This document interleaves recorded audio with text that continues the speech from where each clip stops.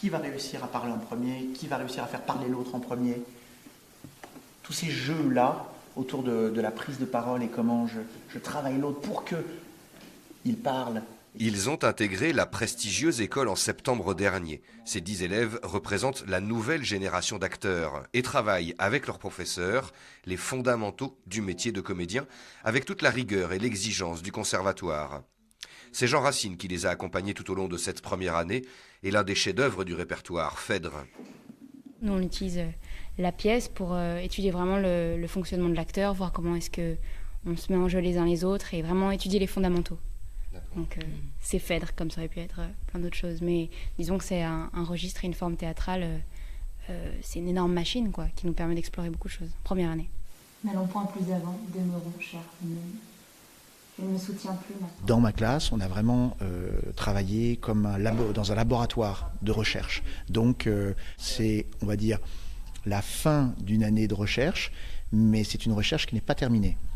C'est pas un spectacle et c'est ce qui semblait intéressant pour nous et pour le château de Valençay et pour Florian Azoulay qui est en artiste en résidence ici, avec lequel je collabore depuis de nombreuses années.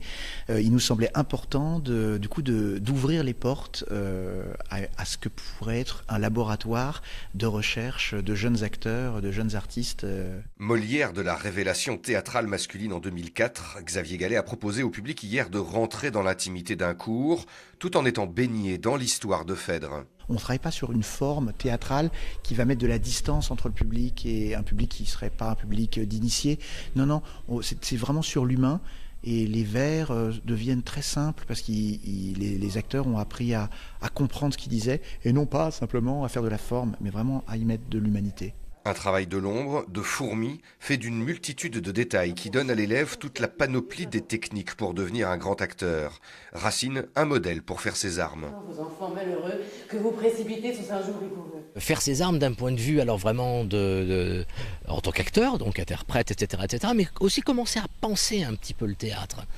Qu'est-ce que c'est que le rapport à la tradition? Qu'est-ce que c'est que de dire au XXIe siècle des vers du XVIIe? Enfin voilà. Et tout ça, ça les a mis, je crois, au travail dans plein d'endroits différents. Et au terme de cette année, je pense que c'était une belle récompense pour eux de venir ici à Valençay. Et d'ailleurs, il suffisait de voir tout à l'heure quand ils ont découvert le théâtre, l'émerveillement. Enfin, ils étaient émerveillés par le lieu qui vient juste d'être restauré, qui est somptueux et très inspirant.